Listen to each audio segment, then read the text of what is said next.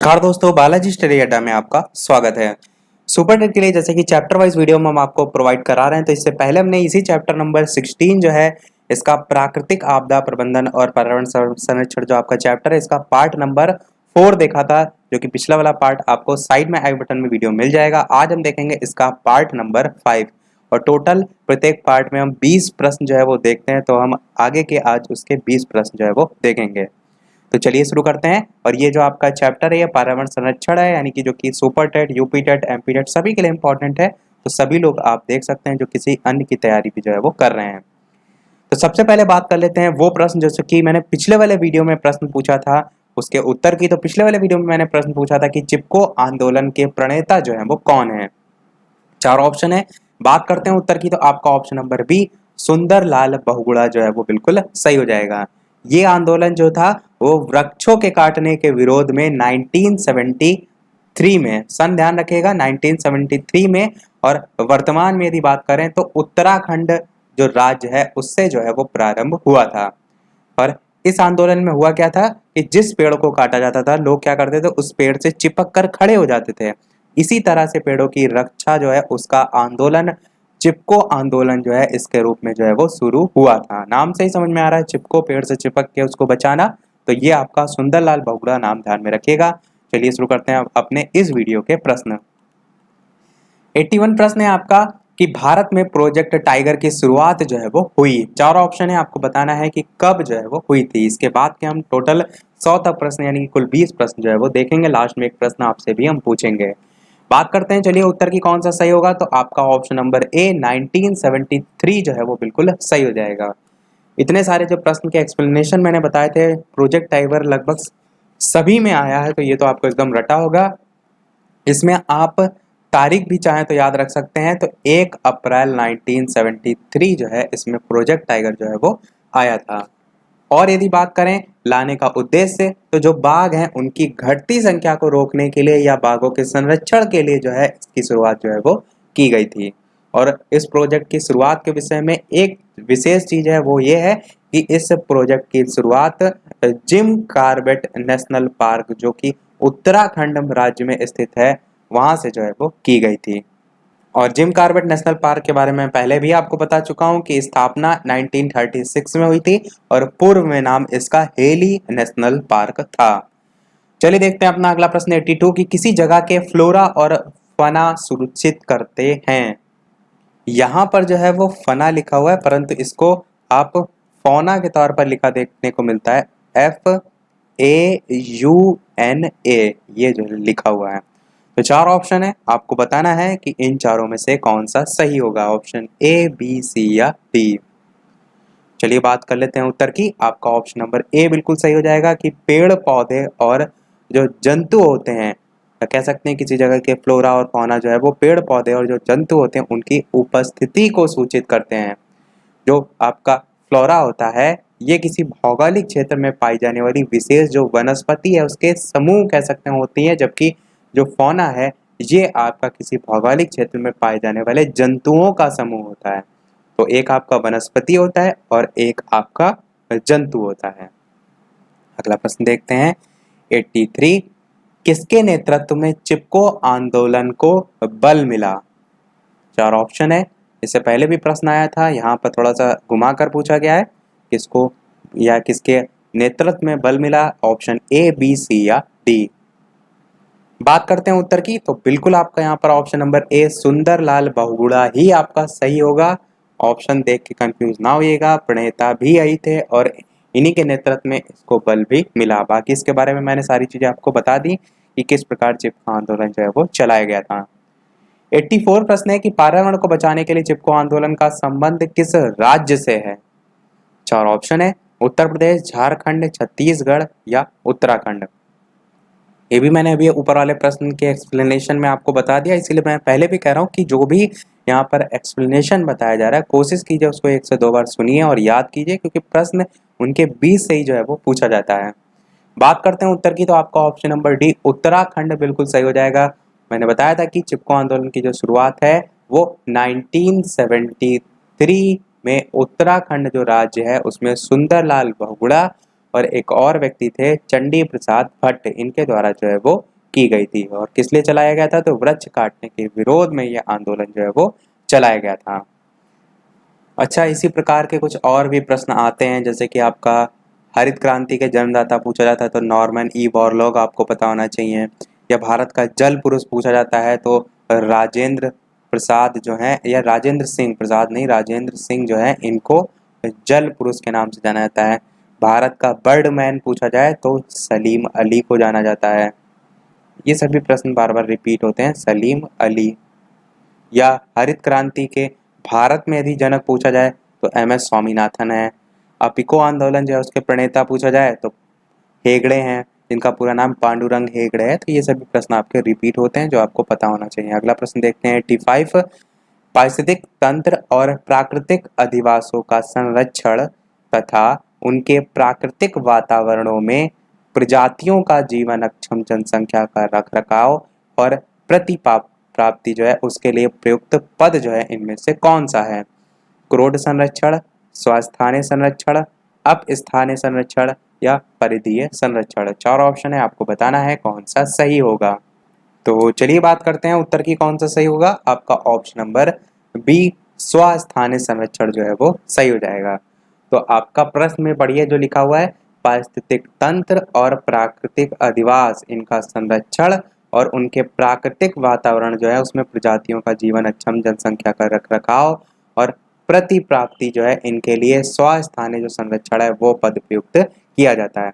अब इसमें आते कौन कौन से हैं? तो जैसे कि आपका राष्ट्रीय उद्यान इसी में आता है, और इसके अलावा आपका वन्य जीव अभयारण्य भी इसी में आता है, और आपका जैव मंडल आरक्षित क्षेत्र भी इसी में आते हैं। तो आदि इस प्रकार के जो है वो आते हैं। तो ये आपको पता होना चाहिए कि कौन कौन से इसमें आते हैं। और इसमें कह सकते हैं जो मैंने एग्जाम्पल लिखे जिनमें आपका वनस्पतियों और जंतुओं दोनों का ही प्राकृतिक रूप से संरक्षण जो है वो किया जाता है। ऐसा नहीं कि केवल और केवल प्रकृति आपके जीव जंतुओं से संबंधित है या वनस्पति से संबंधित, दोनों से ही संबंधित है आपके। देखते हैं अपना अगला प्रश्न 86 कि सामुद्रिक कच्छपों को जीवंत जीवाश्म कहा जाता है क्योंकि वे 150 मिलियन वर्षों से भी अधिक समय से पृथ्वी में उपस्थित हैं। भारतीय उपमहाद्वीप के जो जल भाग हैं उनमें पाए जाने वाले 5 प्रजातियों के समुद्री कच्छप में सबसे अधिक संख्या किसकी है? ये आपको यहाँ पर बतानी है। कच्छप आपका कछुए से संबंधित उसी को कहते हैं। तो यहाँ पर पूछा गया है option A B C D, 4 option भी आपको दे रखे हैं। तो चलिए बात करते हैं उत्तर की। आपका option number C olive Ridley जो है वो सही हो जाएगा। देखिए जो सामुद्रिक कच्छप होते हैं इनको हम जीवांत जीवाश्म जो है इसके नाम से भी जानते हैं। ये आपको पहली चीज पता होना चाहिए। क्यों? क्योंकि ये 150 मिलियन वर्षों से भी अधिक समय से पृथ्वी पर उपस्थित हैं। कछुए की बात करें तो उसका जीवन काल बहुत ज्यादा होता है, सबसे अधिक आप कह सकते हैं होता है, लगभग 300 वर्ष जो है वो होता है। और बात करें यार यहाँ पर जो लिखा था प्रश्न में भारतीय उपमहाद्वीप, तो भारतीय उपमहाद्वीप में सबसे ज्यादा ऑलिव रिडले जो कि आपका ऑप्शन सी में यहाँ पर सही था, ऑलिव रिडला जो एक प्रजाति है इसके कछुए की जो संख्या है वो सबसे ज्यादा पाई जाती है, और यही आपका ऑप्शन सी जो है वो सही हो जाएगा। देखते हैं अपना अगला प्रश्न 87, अंतरराष्ट्रीय स्तर पर वन्य जीवों की सुरक्षा के लिए संस्था कौन सी है? IUCN है, यूनिसेफ है, IUPAC है या WHO है। 4 ऑप्शन है, आपको बताना है कौन सा सही होगा। इसके अलावा वीडियो पसंद आ रहा हो तो वीडियो को लाइक भी अवश्य कर दीजिएगा ताकि इसी प्रकार अच्छे अच्छे प्रश्न हम आपको प्रैक्टिस कराते रहें। चलिए अब बात करते हैं उत्तर की कौन सा सही होगा। तो आपका पहला वाला ऑप्शन बिल्कुल सही हो जाएगा, यानी कि IUCN फुल फॉर्म क्या होती है? तो international union for conservation of nature, ये इसकी फुल फॉर्म होती है, international union for conservation of nature. तो अंतरराष्ट्रीय स्तर पर यह एक संस्था है जो कि प्राकृतिक संरक्षण या प्रकृति संरक्षण और जो प्राकृतिक संसाधन है उनके सतत प्रयोग जो है उसके लिए 1948 में इसकी स्थापना जो है वो की गई थी। और मुख्यालय यदि बात करें तो स्विट्जरलैंड में जो है इसका मुख्यालय है। मुख्यालय भी कभी कभार डायरेक्ट पूछ लिया जाता है तो आपको पता होना चाहिए। इसके अलावा जो ऑप्शन बी में यूनिसेफ लिखा है, इसकी भी आपको फुल फॉर्म पता होना चाहिए। तो United Nations International Children's Education Fund, ये यूनिसेफ की फुल फॉर्म जो है वो होती है। और यहाँ पर जो ऑप्शन नंबर सी में लिखा है IUPAC, ये आपका केमिस्ट्री से रिलेटेड होता है। तो जितने भी आप देखते हैं वहाँ पर IUPAC नेम उनके डायरेक्ट लिखने को पूछे जाते हैं। तो IUPAC की फुल फॉर्म क्या होती है? तो international union of pure and applied chemistry, ये IUPAC की फुल फॉर्म जो है वो होती है। और WHO की फुल फॉर्म तो आप सभी जानते हैं, वर्ल्ड हेल्थ ऑर्गेनाइजेशन, ये WHO की फुल फॉर्म जो है वो होती है। चलिए देखते हैं अपना अगला प्रश्न 88। प्रश्न आपका क्या है कि संरक्षण या विनाश पुस्तक के लेखक कौन है? सरला बहन, वंदना शिवा, जिम कार्बेट या रस्किन बॉन्ड। 4 ऑप्शन है, आपको बताना है कौन सा सही होगा। तो चलिए बात कर लेते हैं उत्तर की। तो कौन सा सही होगा? आपका ऑप्शन नंबर ए सरला बहन जो है वो सही हो जाएगा। तो संरक्षण या विनाश पुस्तक के लेखन जो है वो सरला बहन जो है, और ये पुस्तक आपकी पर्यावरण संरक्षण से जो है वो संबंधित है। पर्यावरण संरक्षण से जो है ये पुस्तक आपकी संबंधित है। अगला प्रश्न देखते हैं 89। प्रश्न आपका क्या है कि पर्यावरण और वन मंत्रालय भारत सरकार द्वारा पर्यावरण के क्षेत्र में दिया जाने वाला पुरस्कार इनमें से कौन सा है? पर्यावरण मित्र है, पर्यावरण श्री है, तरु मित्र है या वृक्ष मित्र है? बात करते हैं उत्तर की। आपका ऑप्शन नंबर डी वृक्ष मित्र जो है वो सही हो जाएगा। इसका पूरा नाम क्या है? तो इंदिरा प्रियदर्शनी वृक्ष मित्र, ये पूरा नाम है इसका। तो पर्यावरण और वन मंत्रालय भारत सरकार द्वारा ये पुरस्कार जो है वो प्रदान किया जाता है। और दिया किसको जाता है? तो ये पुरस्कार ऐसे व्यक्ति या संस्था को दिया जाता है जो कि जो वन है उसको बढ़ावा दे रहे हैं, वनीकरण को बढ़ावा देते हैं, उनको जो है पुरस्कार दिया जाता है। पूरा नाम ध्यान रखिएगा, इंदिरा प्रियदर्शनी वृक्ष मित्र।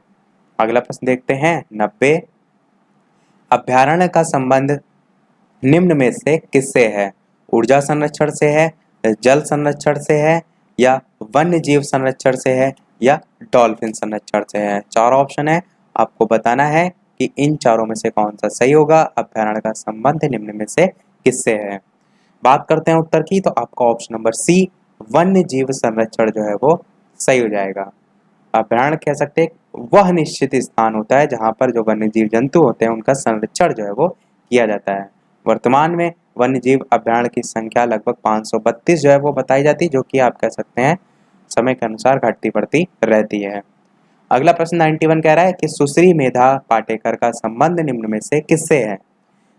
वैज्ञानिक अनुसंधान से है, जल संरक्षण से है, पर्यावरण संरक्षण से है या भूमि सुधार से है? तो चलिए बात करते हैं उत्तर की, कौन सा सही होगा। आपका ऑप्शन नंबर सी पर्यावरण संरक्षण जो है वो सही हो जाएगा। जो मेधा पाटेकर हैं ये प्रसिद्ध आपकी सामाजिक कार्यकर्ता और पर्यावरणविद के रूप में जो है वो जानी जाती हैं। इनका जन्म कब हुआ था? तो दिसंबर 1954 में मुंबई में जो है इनका जन्म जो है वो हुआ था।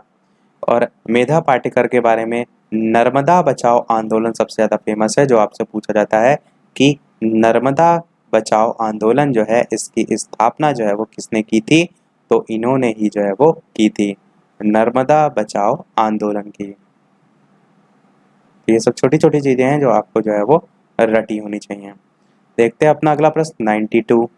प्रश्न आपका क्या है कि पौधे और जंतु की संकटग्रस्त प्रजातियों को प्रदर्शित करने के लिए IUCN ने निम्न पुस्तक तैयार की। IUCN की फुल फॉर्म मैंने ऊपर बता दी थी, international union for conservation of nature. और 4 ऑप्शन है, आपको बताना है कि इन चारों में से कौन सा सही होगा। संकटग्रस्त जो प्रजातियां हैं उनको प्रदर्शित करने के लिए IUCN ने कौन सी पुस्तक जो है वो जारी की? बात करते हैं उत्तर की। आपका option number B red data book जो है वो सही हो जाएगा। और इसको प्रारंभ कब किया गया था? तो 1964 में जो है वो प्रारंभ किया गया था रेड डाटा बुक को। जितनी भी संकटग्रस्त प्रजातियां हैं उनको प्रदर्शित करने के लिए IUCN ने रेड डाटा बुक का प्रकाशन जो है वो किया था, या आप कह सकते हैं करता है। अगला प्रश्न देखते हैं 93। वन्य जीव संरक्षण पर निम्न में से कौन सा असरकारी संघ यानी कि NGO जो है वो समर्पित है? WWF फॉर नेचर भारत, भारतीय वन्य जीव बोर्ड, राष्ट्रीय वन्य जीवन क्रिया योजना या उपरोक्त सभी। 4 ऑप्शन है, आपको बताना है कौन सा सही होगा। चलिए बात करते हैं उत्तर की। तो आपका ऑप्शन नंबर ए जो है वो WWF फॉर नेचर, ये आपका जो है वो सही हो जाएगा। WWF की फुल फॉर्म क्या होती है? तो world wide fund for nature, इस टाइप से इसकी फुल फॉर्म जो हो जाएगी, जो कि आप कह सकते हैं संस्था भारत में विश्व स्तर पर जो है, जो NGO है यानी कि गैर सरकारी संस्था है, इसके रूप में पर्यावरण संरक्षण के लिए काम जो है वो करती है। अगला प्रश्न देखते हैं 94। एक अध्यापक मेधा पाटेकर व अमृता देवी बिश्नोई के योगदान पर बोल रहा है क्योंकि दोनों का संबंध जल संरक्षण के आंदोलन से है, महिला सशक्तिकरण से संबंधित है, या पर्यावरणीय मुद्दों से संबंधित है, या चिपको आंदोलन को आगे बढ़ाने से संबंधित है। 4 ऑप्शन है, बात कर लेते हैं उत्तर की। आपका ऑप्शन नंबर सी बिल्कुल सही हो जाएगा कि दोनों के आंदोलन पर्यावरणीय मुद्दों से संबंधित हैं। तो आपको मैंने बताया था कि जो मेधा पाटेकर हैं ऊपर वाले प्रश्न में, जिन्होंने नर्मदा बचाओ आंदोलन की शुरुआत की थी, और यहाँ पर अमृता देवी बिश्नोई को भी जान लीजिए कि इन्होंने भी पर्यावरण बचाने के लिए पेड़ों को ना काटने का अभियान जो है वो चलाया था। NCERT की बुक में इससे संबंधित है। सीटेट के लिए आप तैयारी कर रहे हैं तो आपने पढ़ा अवश्य होगा। तो इस आधार पे आप कह सकते हैं कि दोनों द्वारा चलाया गया आंदोलन पर्यावरण से जो है वो संबंधित था। तो यही आपका ऑप्शन सी जो है वो सही हो जाएगा। अगला प्रश्न देखते हैं 95। रेड डाटा बुक में सम्मिलित हैं 4 ऑप्शन है। अभी मैंने आपको बताया भी था कि किसके द्वारा जारी की जाती है, तो IUCN के द्वारा जारी की जाती है। उसमें क्या होता है? उत्तर की बात करें तो आपका विलुप्त हो रहे जीव तो होता ही होता है, सुभेद्य जीव भी होते हैं, आपत्तिग्रस्त जीव भी होते हैं। देखिए सुभेद्य जीव आप नहीं जानते हैं, तो ये दोनों ऑप्शन सही हैं। अब 2 ऑप्शन सही हैं तो जाहिर सी बात है आपका ऑप्शन डी जो है वो बिल्कुल सही हो जाएगा, जिसमें आपके सुभेद्य जीव, आपत्तिग्रस्त जीव, ये सभी जो संकट स्तर पर जो है वो प्रजातियां खड़ी वो सभी जो है उसमें होती हैं। और इस पुस्तक में क्रांतिक रूप से जो संकटापन्न जो जीव होते हैं उनको गुलाबी पृष्ठों पर दर्शाया जाता है, ये भी इसके बारे में आपको पता होना चाहिए। और जो ये गुलाबी आपका पृष्ठ पर उस जीव या प्रजाति जो भी है उसका आपने नाम दर्शा रखा है, जैसे जैसे उसमें उसकी जो संख्या उसमें वृद्धि होती रहती है, तो इसको उठाकर आप हरे जो प्रश्न हैं उस पर जो है उनका नाम जो है वो लिख देते हैं या स्थानांतरित जो है वो कर देते हैं। चलिए देखते हैं अपना अगला प्रश्न 96। प्रश्न आपका क्या है कि जब ध्रुव में भूमध्य रेखा की ओर बढ़ते हैं तब जैव विविधता बढ़ती है, घटती है, स्थिर रहती है, या इनमें से कोई नहीं। 4 ऑप्शन है, आपको बताना है कौन सा सही होगा। तो चलिए बात करते हैं उत्तर की। आपका ऑप्शन नंबर ए बढ़ती है जो है ये सही हो जाएगा। ध्रुवों के जो चारों ओर यदि बात करें तो बहुत बड़ा भाग हिम आच्छादित होता है, और ऐसे क्षेत्र में आप कह सकते हैं जो जीव हैं या कह सकते हैं वनस्पति है, इनका अभाव देखने को मिलता है। तो जो ध्रुव होते हैं उन पर जैव विविधता भी कह सकते हैं न्यूनतम होगी जब अभाव देखने को मिलेगा। लेकिन जब जो ध्रुव हैं इनसे भूमध्य रेखा की ओर आप बढ़ते हैं तब क्या होता है, जो जैव विविधता है वो धीरे धीरे बढ़ती जाती है। तो ये ध्यान रखिएगा कि भूमध्य रेखा की ओर बढ़ रहे हैं तो बढ़ रही है, परंतु जब ध्रुव की बात हो रही है तब वहां पर आपको न्यूनतम देखने को मिलता है। अगला प्रश्न देखते हैं 97 की सामाजिक वानिकी जो है उसका उद्देश्य जो है वो क्या है। 4 ऑप्शन है, आपको बताना है कौन सा सही होगा। ऑप्शन ए, बी, सी या डी। तो चलिए बात कर लेते हैं उत्तर की। तो आपका ऑप्शन नंबर ए बिल्कुल सही हो जाएगा कि पर्यावरणीय, सामाजिक और ग्रामीण विकास में मदद के उद्देश्य से जो वन है उनका प्रबंधक। तो ये आपका जो है वो सामाजिक वानिकी जो है इससे संबंधित हो जाएगा। सामाजिक वानिकी से संबंधित एक प्रश्न ये भी पूछा जाता है कि इसकी शुरुआत कब हुई थी, तो 1976 में जो है इसकी शुरुआत हुई थी। अगला प्रश्न देखते हैं 98। चिपको आंदोलन की जनक गौरा देवी द्वारा चिपको आंदोलन किस गांव में प्रारंभ किया गया था। 4 ऑप्शन है, आपको बताना है रैड़ी गांव, मानमती, तिरपाक या हाट गांव। 4 ऑप्शन है, कौन सा सही होगा। बात करते हैं उत्तर की। तो आपका ऑप्शन नंबर ए रैणी गांव जो है वो बिल्कुल सही हो जाएगा। चिपको आंदोलन की जो जनक थी गौरा देवी, इन्होंने 26 मार्च 1974 यानी कि 1974 को उत्तराखंड जो है उसके जो रैणी गांव है इससे अपना आंदोलन जो है वो प्रारंभ किया था। और ये भी कह सकते हैं कि यहीं से जो आधुनिक चिपको आंदोलन है उसकी शुरुआत भी देखने को मिलती है।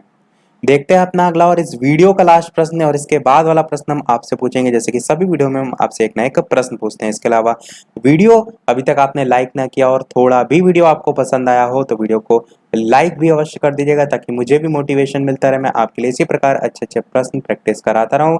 चैनल पर नया आए हो तो सब्सक्राइब भी अवश्य कीजिएगा, बेल आइकन भी प्रेस कर लीजिएगा, ताकि आगे नए वीडियो भी आपको मिलते रहें। और टेलीग्राम चैनल से यदि आप नहीं ऐड हैं तो सभी लेटेस्ट इंफॉर्मेशन, न्यूज़, पीडीएफ सभी के लिए ऐड हो जाइए। डिस्क्रिप्शन में आपको लिंक मिल जाएगी ऐड होने की, और डायरेक्ट भी सर्च करके आप ऐड हो सकते हैं। बात कर लेते हैं चलिए अब प्रश्न की। तरुण भारत संघ के राजेंद्र सिंह को किस कार्य के लिए मैग्सेसे पुरस्कार जो है वो दिया गया? जल संरक्षण, सामुदायिक वानिकी, वनों के संरक्षण या सौर ऊर्जा? चार ऑप्शन है, आपको बताना है कि इन चारों में से कौन सा जो है वो सही होगा। ऑप्शन ए, बी, सी या डी। तो चलिए बात करते हैं उत्तर की, कौन सा सही होगा। तो बिल्कुल आपका ऑप्शन नंबर ए, जल संरक्षण जो है वो सही हो जाएगा। तो जो तरुण भारत संघ के राजेंद्र सिंह हैं, इनको जल संरक्षण के संदर्भ में जो किए गए प्रयास है उसके लिए जो है वो जाना जाता है।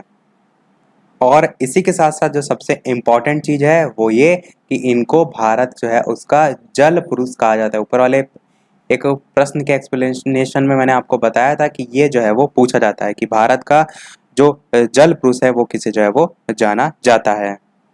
और इसके साथ साथ इन्हें जल संरक्षण कार्य के लिए वर्ष 2001 में मैग्सेसे अवार्ड जो है वो दिया गया था, जो कि यहाँ प्रश्न में जो है वो लिखा हुआ है। और एक और पुरस्कार इन्हें मिला था 2015 में। पुरस्कार का नाम था स्टॉकहोम वाटर पुरस्कार। तो स्टॉकहोम वाटर पुरस्कार पूछा जाए तो 2015 में, मैग्सेसे पुरस्कार पूछा जाए तो 2001 में, जल पुरुष भी इन्हीं को कहा जाता है। चलिए अब देख लेते हैं वो प्रश्न। जैसे कि सभी वीडियो में हम आपसे एक ना एक प्रश्न पूछते रहते हैं, इस वीडियो का आपके लिए प्रश्न यह है जिसको आपका उत्तर वीडियो के मेन कमेंट में टाइप करके बताना है कि निम्नलिखित में से कौन सा भारत के 3 जैव विविधता हॉट स्पॉट में से एक है। ए ऑप्शन है आपका अरावली हिल्स, बी ऑप्शन आपका है खासी हिल्स पहाड़ियाँ, तीसरा ऑप्शन है हिमालय, और चौथा इनमें से कोई नहीं। आप अपना उत्तर ABCD के फॉर्म में भी बता सकते हैं, और क्वेश्चन नंबर यहाँ आपका 100 है। तो वीडियो के मेन कमेंट में टाइप करके अवश्य बताइएगा। आंसर हम देखेंगे इसका नेक्स्ट वाले जो है वो पार्ट में।